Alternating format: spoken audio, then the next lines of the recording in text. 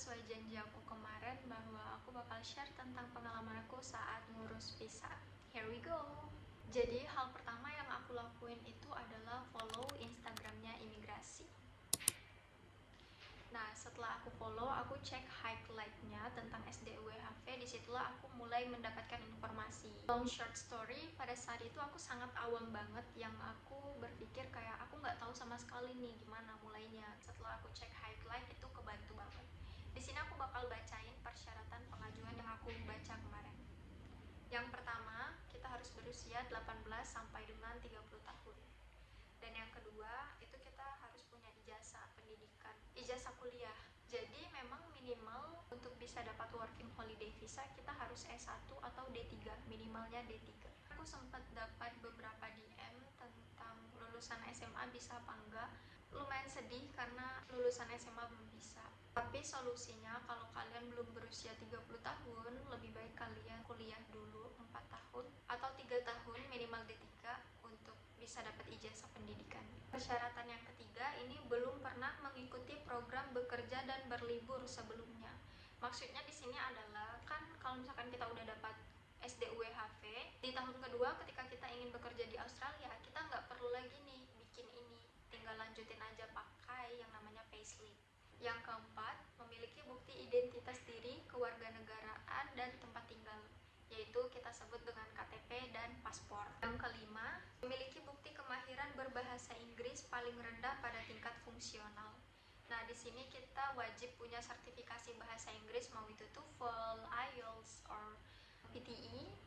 Dan satu lagi itu Cambridge Assessment English. Selanjutnya, persyaratan yang keenam, memiliki bukti dana aktif atau tidak bermasalah untuk membiayai keperluan selama masa awal tinggal di Australia. Maksudnya adalah kita harus membuktikan kalau kita punya dana yang cukup untuk bisa ke Australia dan punya biaya hidup selama di sana. Mereka menspesifikasikannya sebesar 55 juta rupiah atau sebesar 5.000 Australian dollar. Jadi uang ini akan kita pakai selama kita di Australia untuk kita sendiri. Syaratan yang ketujuh, berbadan sehat dan bisa berkomunikasi dengan baik.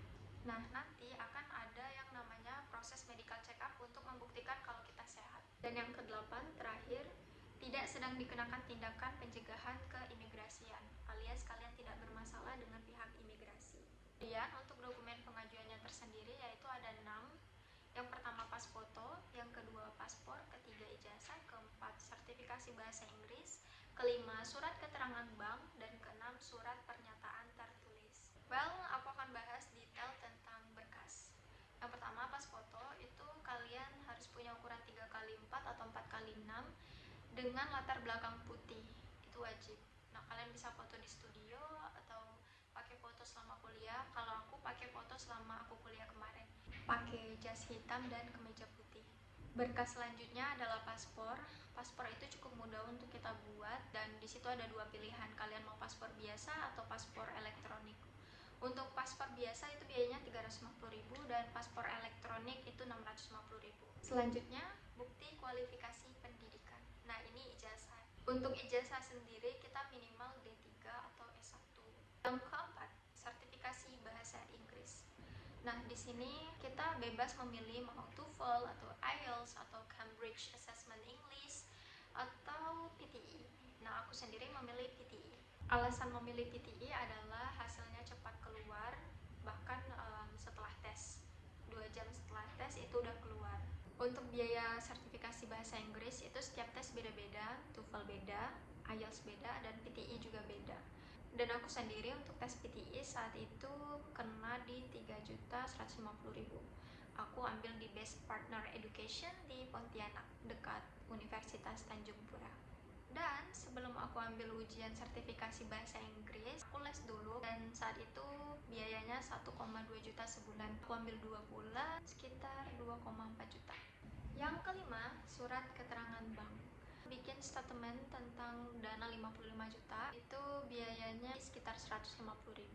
Nah, disitu aku punya pengalaman unik bahwa jangan deh bikin rekening baru, kita pakai rekening yang lama aja karena nanti akan berpotensi kena random check, rekeningnya sus.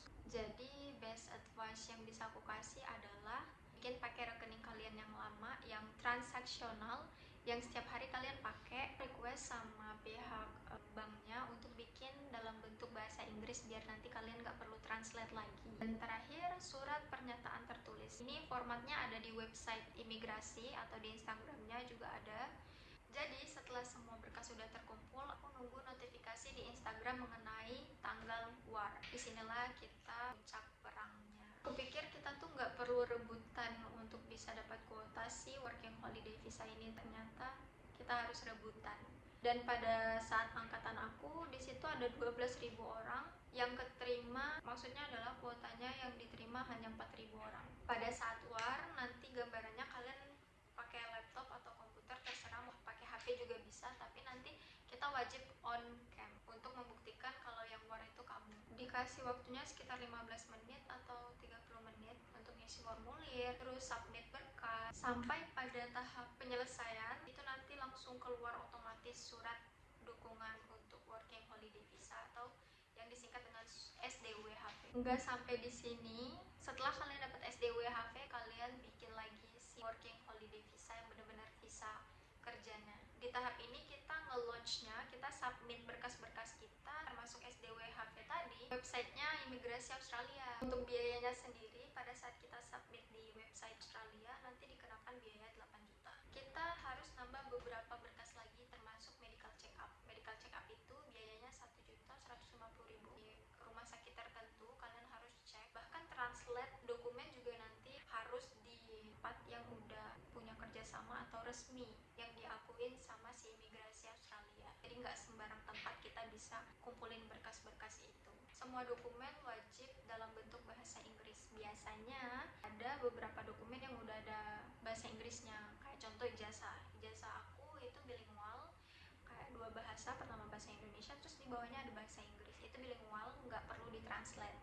Terus kartu keluarga aku translate, PP aku translate. Kalian juga harus butuh sertifikat vaksin. Itu bisa download di aplikasi Peduli Sehat atau Peduli Lindungi di HP. Kalian bisa download dalam bahasa Inggris. Biaya translate itu aku di Joseph Ketaren dikenai biaya 75.000 per lembar. Misalkan kartu keluarga aku itu jadinya 4 lembar kalau ditranslate ke bahasa Inggris. Jadi 75 dikali 4 sekitar 300.000. Kalau aku boleh saran, sepertinya kita siapin 100 juta atau 80 juta, karena 55 jutanya untuk dana yang harus kita endapin selama 3 bulan di bank. Maksudku adalah rekening pribadi. Yang sisanya 20 juta seterusnya itu untuk pemberkasan, biaya launch visa 8 juta, dan biaya medical check up lain-lain. Aku mau rangkum setiap step yang aku lakuin. Jadi yang pertama itu aku follow Instagramnya imigrasi. Terus yang kedua aku masuk ke grup Telegram. Di situ aku bisa diskusi sama pemegang WHV atau yang mau ngurusi WHV ini. Yang ketiga aku melengkapi berkas-berkas. Dan yang keempat tunggu notifikasi tanggal war dan aku ikut war. SDWHV keluar, aku medical check up. Setelah aku medical check up, aku launch visa. Setelah launch visa, kita juga harus nunggu apakah kita diizinkan bekerja di Australia atau tidak. Di situ tuh pada saat kita launch visa, kita ada kemungkinan ditolak. Dan uang 8 juta itu settlingnya hangus kalau misalkan kita ditolak. Jadi memang proses ini tuh nggak juga bisa dibilang mudah, nggak juga bisa dibilang susah. Apapun itu kalian harus coba dan yakin kalau kalian bakal lolos. Kalaupun nanti belum rezeki atau nggak lolos, kalian bisa coba lagi di tahun depan atau coba kesempatan lain. Lupain semua biaya yang udah kalian keluarin, energi, karena Tuhan bakal kasih yang terbaik dan balikin semua itu ke kamu, termasuk biaya, energi, dan lain-lain.